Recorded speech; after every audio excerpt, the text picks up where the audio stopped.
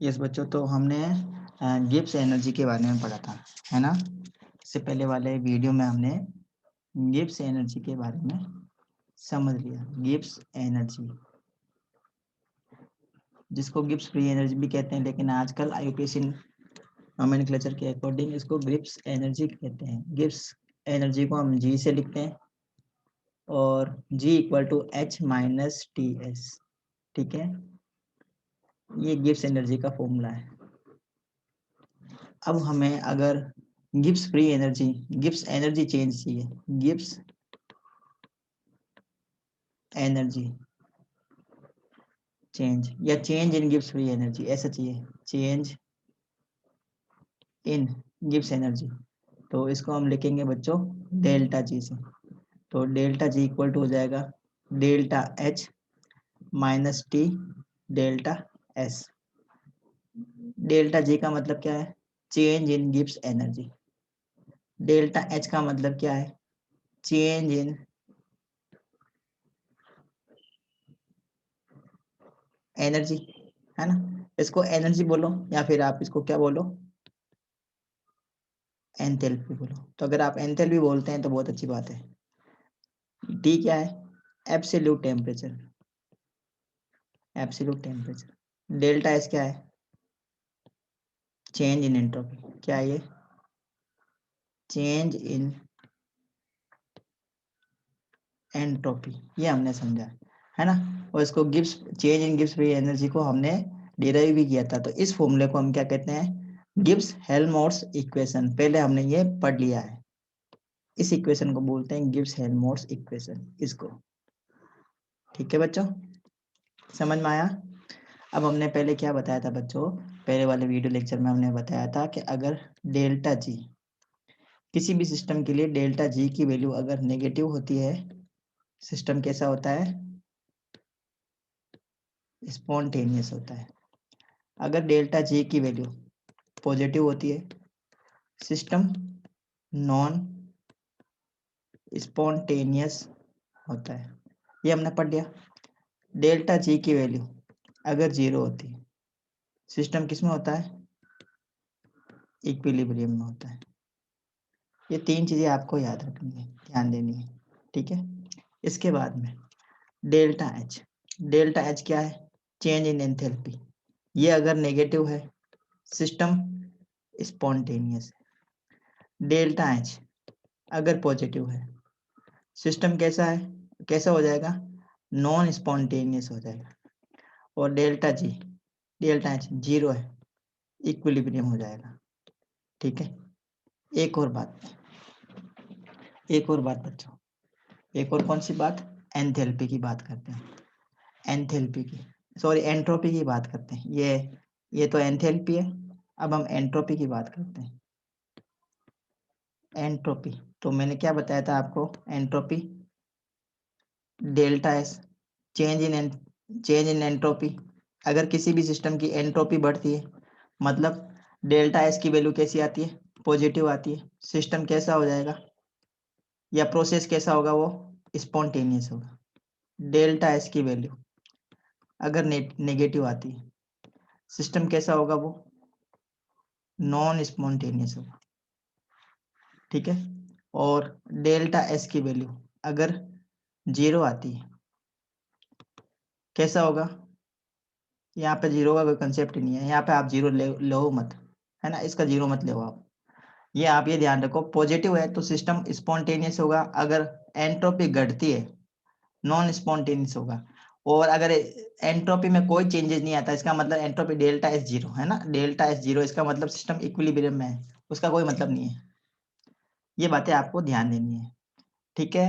अब इस इक्वेशन में ध्यान दो बच्चों, ये जो गिब्स हेल्महोल्ट्ज इक्वेशन है ना, ये इक्वेशन, इस इक्वेशन में अगर हमें डेल्टा जी की वैल्यू कैसी चाहिए? नेगेटिव चाहिए। तो एस कैसा, एच कैसा होना चाहिए और एस कैसा होना चाहिए, इसके बारे में हम डिस्कशन करने वाले हैं। तो समझ में आ रहा है आपको मैंने क्या बताया यहाँ तक? हाँ बच्चों, तो न्यूमेरिकल क्वेश्चंस है गिब्स फ्री एनर्जी के ऊपर।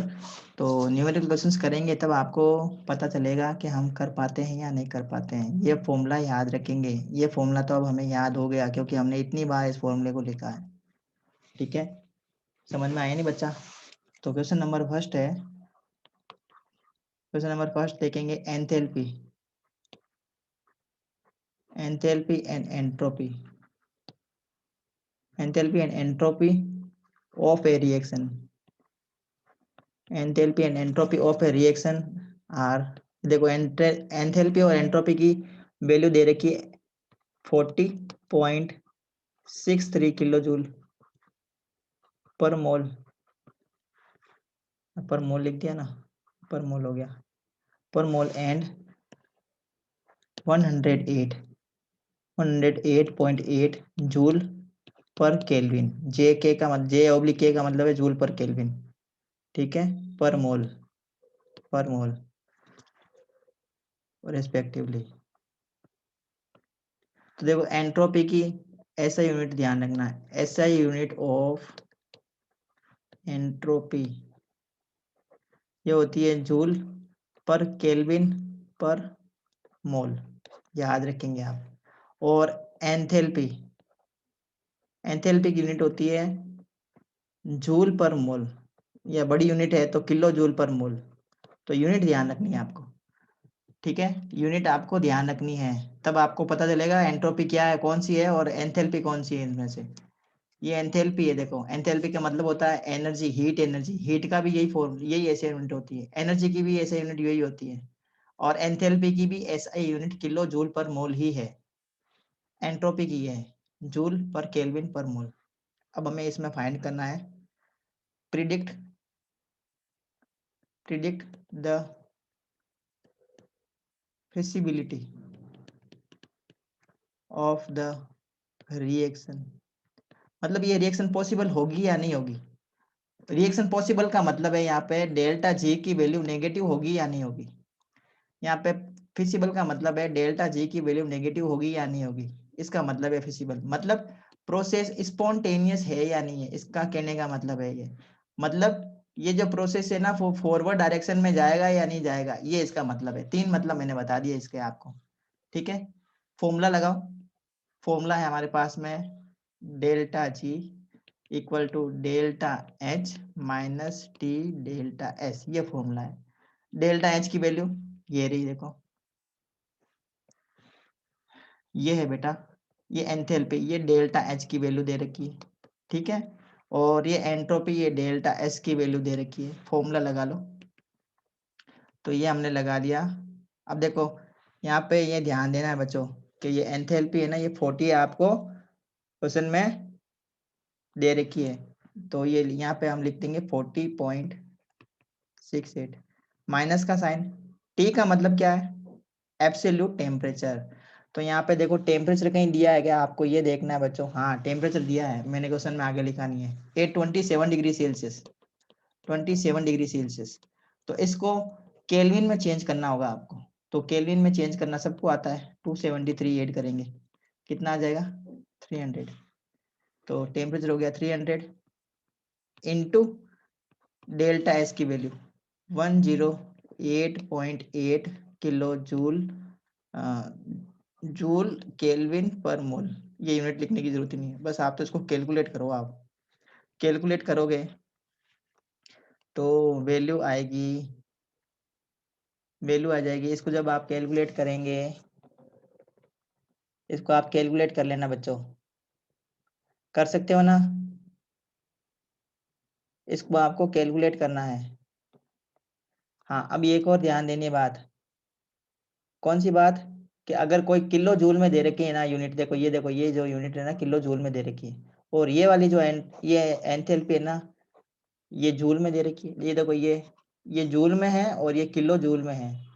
तो जब भी ऐसे हम क्वेश्चन करते हैं ना तो सबसे पहले यूनिट को आप देख लो, अगर किलो जूल में है तो सब यूनिट को किलो जूल में चेंज करो, अगर जूल में करना है तो सबको किलो जूल में कन्वर्ट करो। तो ये देखो ये किलो जूल में है ना, इस यूनिट को अगर हम जूल में कन्वर्ट करेंगे तो इसको 1000 से मल्टीप्लाई कर देंगे, समझ में आया 1000 किस लिए आया, 1000 इंटू 40.68, 40.6, ये 3 है यहाँ पे, ये इसको 3 कर दो, तो 1000 इंटू 40.63 करेंगे तो क्या आ जाएगा, ये जो एंथैल्पी है ना ये किस में आ जाएगी, जूल में आ जाएगी, माइनस का साइन या माइनस का साइन 30 इंटू 108.8। जब इसको हम सोल्व करेंगे तो हमारे पास में आएगा 7990 जूल पर मोल। ये आया हमारे पास में डेल्टा जी की वैल्यू। अब आप वो बताओ, ये देखो 7990 ये वैल्यू आई है, तो क्या प्रोसेस या जो ये इस रिएक्शन ये फिजिबल है या नहीं है, रिएक्शन फिजिबल है या नहीं है, मतलब ये स्पॉन्टेनियस है या नहीं है, बताओ जल्दी से चैट बॉक्स में लिख के, चैट बॉक्स में लिख के बताएंगे बच्चों ये प्रोसेस जो है वो स्पॉन्टेनियस हुआ या नहीं हुआ। Very good. No, the process is non spontaneous, the reaction is not feasible. ये रिएक्शन होगी नहीं, इस रिएक्शन की गुंजाइश नहीं के बराबर है, ये रिएक्शन नहीं होगी, ये नेचर में रिएक्शन होती नहीं है, क्योंकि डेल्टा जी की वैल्यू किस में आ रही है, पॉजिटिव में आ रही है, पॉजिटिव यूनिट में आ रही है, तो ये प्रोसेस नहीं होगा। बात समझ में आई? ऐसे हम इसको फाइंड कर सकते हैं, इससे हम इसको फाइंड कर सकते हैं। एक और क्वेश्चन करेंगे, एक और क्वेश्चन करोगे बच्चों, वो आपको मैं होमवर्क के लिए दे रहा हूँ, होमवर्क के लिए दे रहा हूँ एक क्वेश्चन। अब आप इसको लिख लो, enthalpy and entropy change of a reaction. Reaction कौन सी है, मतलब कार्बन जो है ना वो डायमंड में कन्वर्ट हो रहा है, मतलब जो डायमंड, ये डायमंड ग्रेफाइट में कन्वर्ट हो रहा है, डायमंड ग्रेफाइट में कन्वर्ट होता है, ध्यान देना। ये जो कार्बन है ना ये ऑक्सीजन से रिएक्ट करेगा और CO2 गैस बना देगा। तो कहने का मतलब है कि एंथैल्पी की वैल्यू आपको पता है, एंथैल्पी की वैल्यू यहाँ पे दे रखी है बच्चों, -393.4 किलो जूल पर मोल, एंथैल्पी की वैल्यू दे रखी है। इसके लिए एंट्रोपी की वैल्यू दे रखी है 0.006 किलो जूल पर केल्विन पर मोल। एंथैल्पी दे दी, एंट्रोपी दे दी, अब आपको पता क्या करना है कि ये रिएक्शन फिजिबल है या नहीं है। ठीक है, the conversion of diamond to carbon dioxide at room temperature is spontaneous process और नॉट। आपको ये पता करना है कि ये जो प्रोसेस है वो स्पॉन्टेनियस होगा या नहीं होगा। डेल्टा जी की वैल्यू लगाएंगे, delta G delta G equal to delta H minus T delta S. Room temperature बोला है बच्चों, देखो क्या बोला है, रूम टेम्परेचर पर। तो जब हम रूम टेम्परेचर दे देते हैं ना क्वेश्चन में, तो आपको टेम्परेचर नहीं देगा वो क्वेश्चन में। तो रूम टेम्परेचर होता है 25 डिग्री सेल्सियस। कितना होता है, 25 डिग्री सेल्सियस। इसको केल्विन में कन्वर्ट करेंगे आप, तो कितना आएगा, 298। तो टेम्परेचर की जगह हम लगाएंगे 298। फॉर्मूला लगा लो, देखो delta G equal to H की वैल्यू ये रखी -393.4 माइनस टी की वैल्यू ये रही 298 इंटू एच की वैल्यू ये रही 0.006। देखो ये भी किलो जूल में, ये भी किलो जूल में, तो कोई भी यूनिट को कन्वर्ट करने की जरूरत नहीं है। डेल्टा जी की वैल्यू आप निकाल के बताओ बच्चों, इसको कैलकुलेट करो जल्दी से, इस यूनिट को कैलकुलेट करो और फिर उसमें से क्या करना है, ये वैल्यू आपको इसमें लगा के क्वेश्चन को, डेल्टा जी की वैल्यू आपको फाइंड करनी है, डेल्टा जी की वैल्यू निकालो। डेल्टा जी की वैल्यू अगर आपके नेगेटिव आ जाती है तो प्रोसेस हो जाएगा स्पॉन्टेनियस, अगर डेल्टा जी की वैल्यू पॉजिटिव आ जाती है तो प्रोसेस हो जाएगा नॉन स्पॉन्टेनियस। बस इतनी सी बात है, जल्दी से करो बच्चों, जल्दी से करो और इसका आंसर निकाल के बताओ।